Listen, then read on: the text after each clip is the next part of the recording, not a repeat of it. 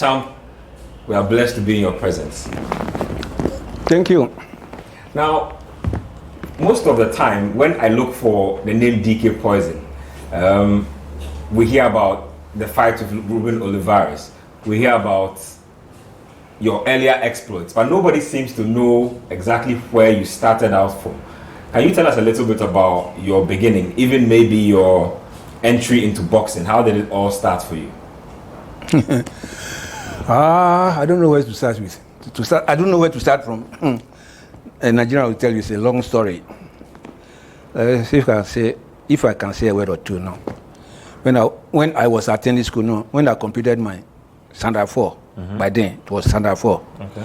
Then I decided to attend technical school. To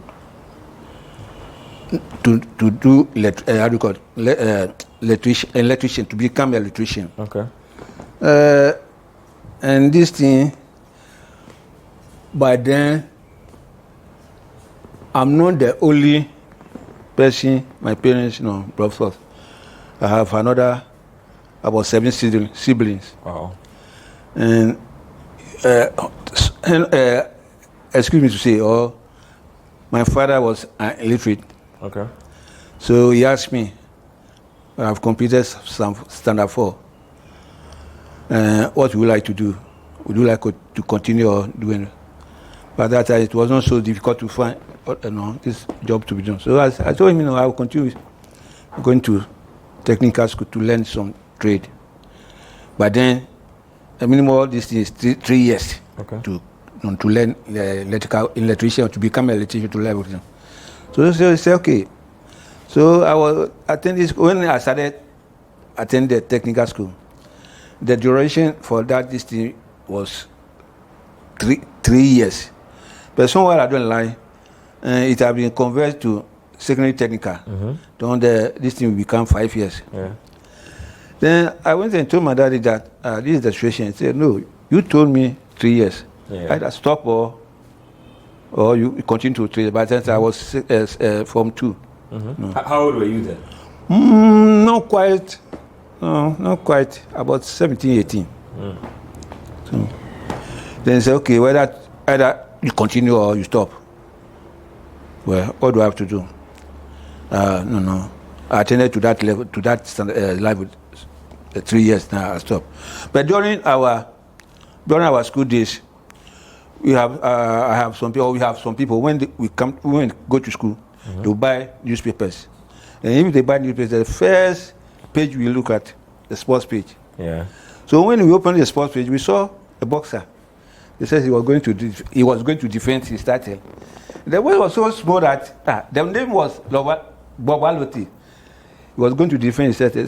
Then my friend said, "Oh, this boy resemble you." And I told them, if this boy is a champion, I'm going to be a boxer. And I'll be like him. That's how it started. So when I went home, I went and gathered some sticks and make a pool. Okay. To make this thing pool. I went and bought some. They have some bag. Where these are what is the packing? I don't know whatever they call it. So I started doing my own thing. Punching it. Yes. So this was in your house. You put it in your house. Exactly. No, yeah. And I got beside, behind our wall. I've been doing this thing. My parents were very, very aggrieved. They became annoying. They said, Olua, can't go to school now. What do you go and find some job to do? You are doing this thing. You are doing to Kobol and that is. Yeah. Okay, so they were not ready to support. Yeah. So there was a conflict. So I left the house to go and live with a friend at Lagos town. When I was living there was this guy. Always my friend used to buy newspapers every morning. And this guy, I've been surprised people's with this thing. So I didn't know what happened. We discussed about boxing. And he said, oh, he's surprised Joe Tete and other co. Joe Tete was a former Ghana featherweight champion. Mm-hmm. And I told him to go and I told him to tell Joe that I would like him to come to him, train me. He said, okay, no problem. So when he went to come back, he said he talked to Joe Tete and Joe agreed. But their Jimmy was at Kotubabi. Okay. And the manager was J.K. Mensah. So the name is J.K. Mensah Boxing Club. So they said, okay, I should come.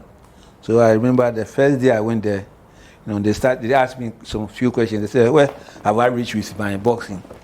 I told them I was just a novice. I just wanted to start. At this point, you haven't boxed with anybody, you haven't sparred with anybody before. Wow. The first I didn't